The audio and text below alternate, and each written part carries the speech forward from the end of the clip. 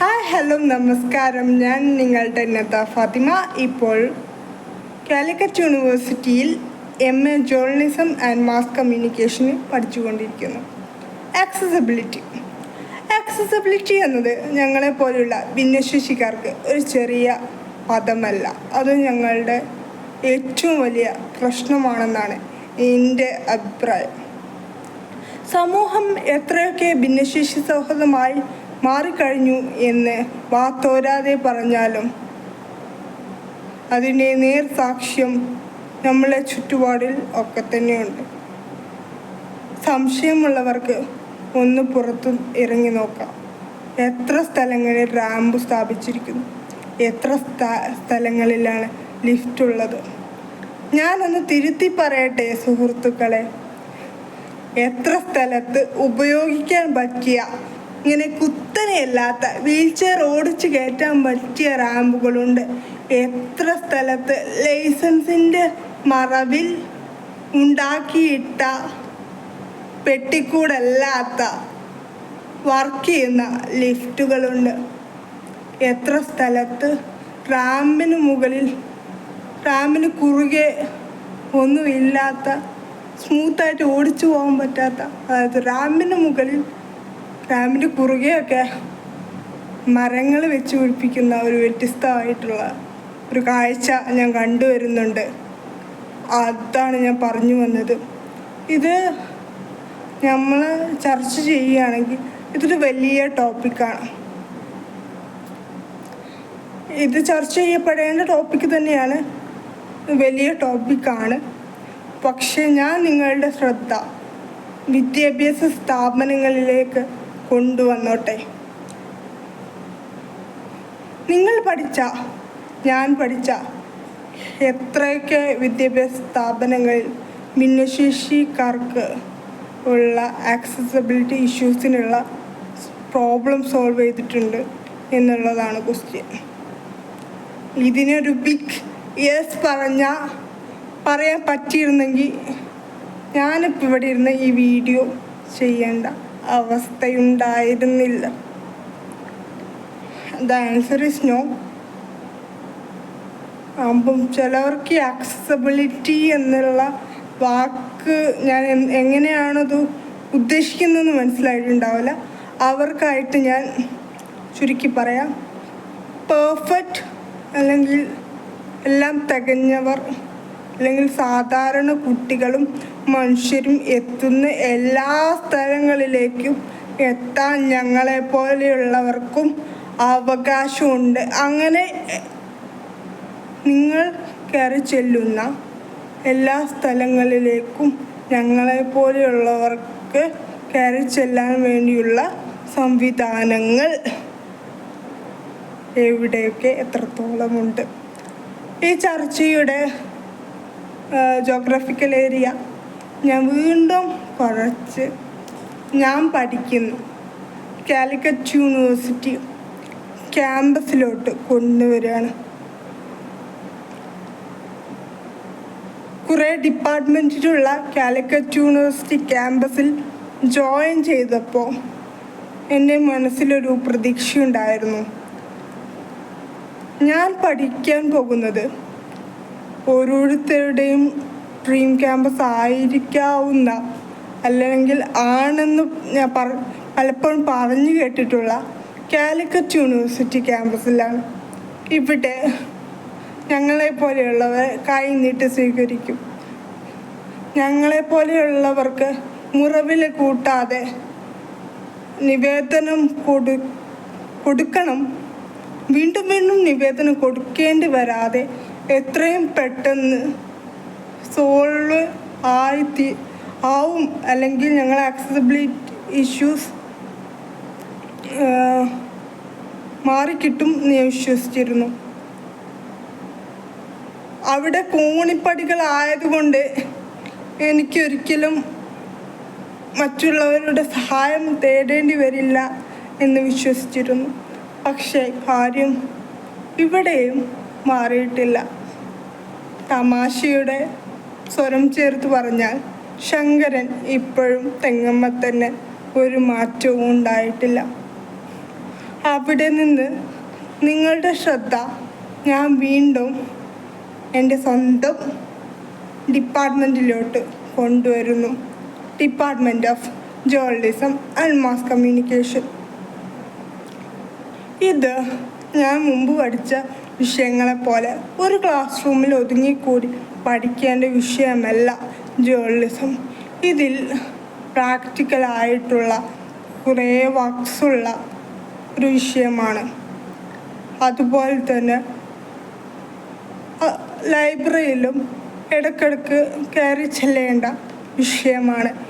ഏതൊരു post graduate വിദ്യാർത്ഥിയെ സംബന്ധിച്ചും ലൈബ്രറിയിലോട്ട് ആക്സസിബിലിറ്റി കിട്ടുക എന്നുള്ളത് ഒരു വലിയ കാര്യം തന്നെയാണെന്ന് ഞാൻ ഇപ്പോഴും വിശ്വസിക്കുന്നു.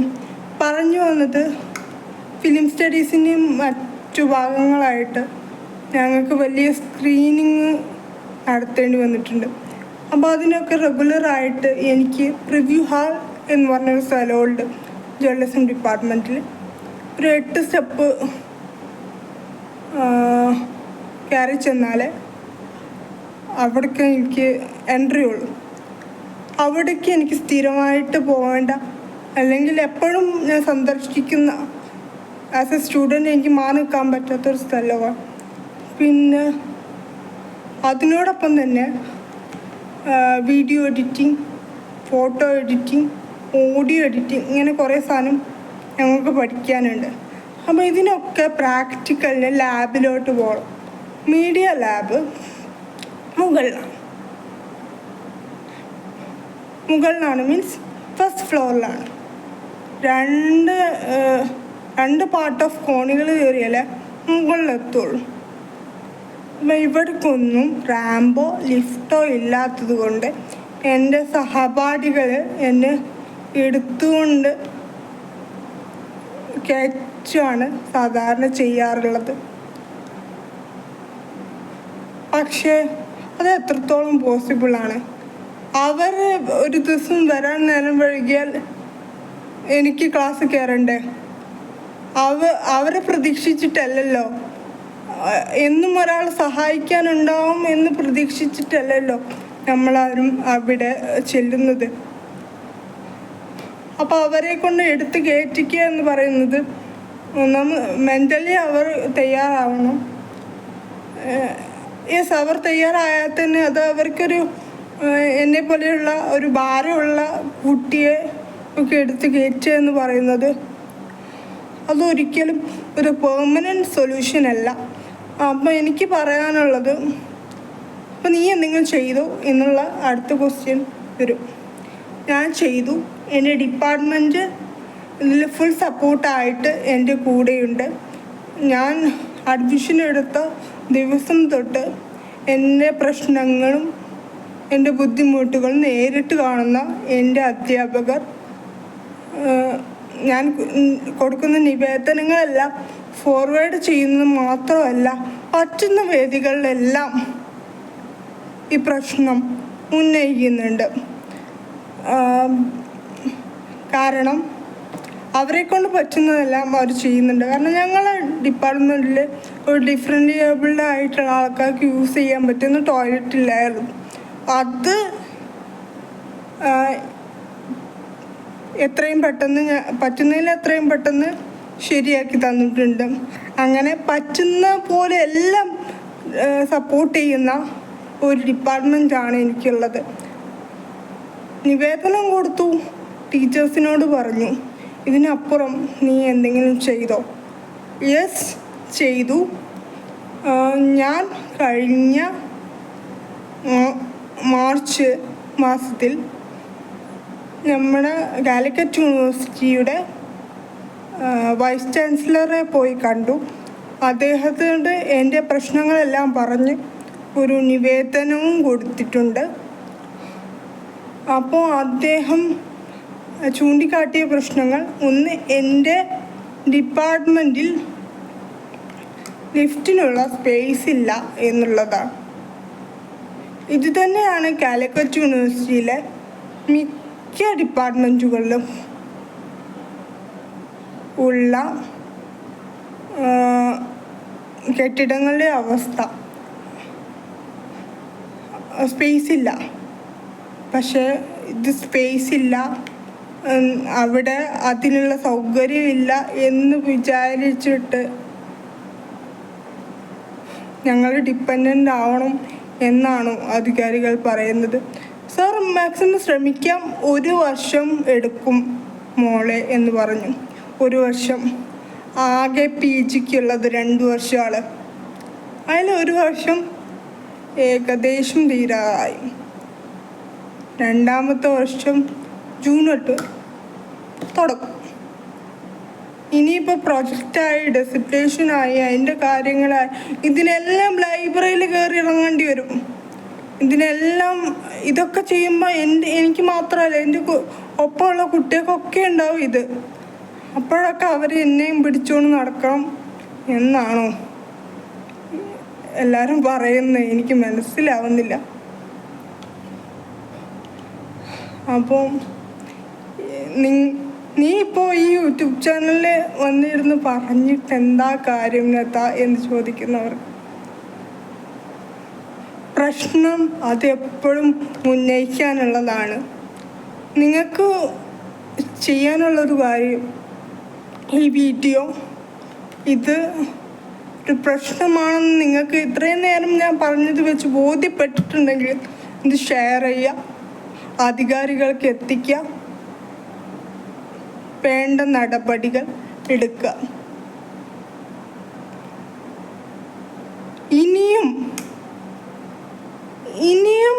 ഡിപ്പെൻഡൻ്റായി ജീവിക്കാൻ ഞങ്ങൾക്ക് തയ്യാറല്ല. സമൂഹത്തിൻ്റെ മുഴുവൻ കാര്യം എനിക്ക് പറയാൻ പറ്റില്ല. ആക്സസിബിലിറ്റി ഇഷ്യൂ ഉള്ളത് കൊണ്ട് മാത്രം ഓട്ടോമാറ്റിക് വീൽചെയർ യൂസ് ചെയ്യുന്ന എനിക്ക് ഇപ്പോഴും ഡിപ്പെൻഡൻ്റ് ആവേണ്ടി വരിക എന്നുള്ളത് വിഷമമുള്ള കാര്യമാണ്. ഞാൻ ഒരിക്കലും അത് ആഗ്രഹിച്ചിട്ടില്ല. അപ്പോൾ ഇത് ഞങ്ങളെ ഡിപ്പെൻഡൻസിൻ്റെ കാര്യമാണ്. ഇൻഡിപെൻഡൻറ്റിൻ്റെ ഡിപ്പെൻസ് ഞങ്ങളെ ആഗ്രഹിക്കാതെ ഞങ്ങളെ തലയിൽ വരുന്ന ഡിപ്പെൻസിൻ്റെ കാര്യമാണ്. ഈ പ്രശ്നത്തിൻ്റെ ജെന്യുവിനായിട്ട് മനസ്സിലാക്കി ഈ വീഡിയോ കാണുന്ന എല്ലാവരും ഇതൊന്ന് ഷെയർ ചെയ്ത് ഇതിൻ്റെ അധികാരികളിലോട്ട് എത്തിക്കുക എന്നുള്ളതാണ് എനിക്ക് പറയാനുള്ളത്.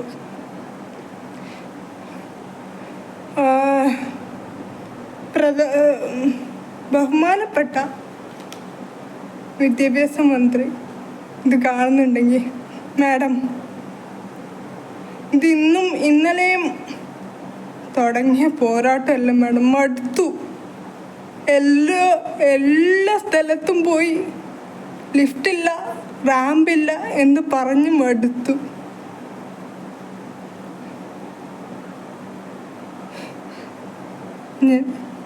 ഇനിയെങ്കിലും ഞങ്ങളെപ്പോലെയുള്ളവർക്ക് മറ്റുള്ളവരെ പോലെ ജീവിക്കാൻ ഈ സമൂഹം ഞങ്ങൾക്ക് വേണ്ടിയും കുറച്ചൊക്കെ ഡിസൈൻ ചെയ്യപ്പെടാം. ഞങ്ങൾക്ക് വേണ്ടിയും കുറച്ചൊക്കെ മാറ്റങ്ങൾ വരുത്താം. ചിലപ്പോൾ ചില സ്പേസിൽ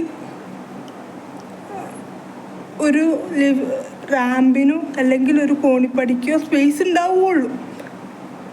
അവിടെ നിങ്ങൾ ഞങ്ങൾക്കും കൂടി വേണ്ടിയിട്ട് ചൂസ് ചെയ്യണം. ആ കോണിപ്പടികൾ കെട്ടിവെച്ചാൽ നിങ്ങൾക്ക് മാത്രമേ അത് ആക്സസ് ചെയ്യാൻ പറ്റുള്ളൂ, ഞങ്ങൾക്ക് പറ്റില്ല. അപ്പോൾ അവിടെ ചോയ്സ് ഞങ്ങൾക്ക് വേണ്ടി കൂടി തിരഞ്ഞെടുക്കപ്പെടണം. ഈ വീഡിയോ ദയവ് ചെയ്ത് എൻ്റെ എല്ലാ പ്രിയപ്പെട്ടവരും ഷെയർ ചെയ്ത്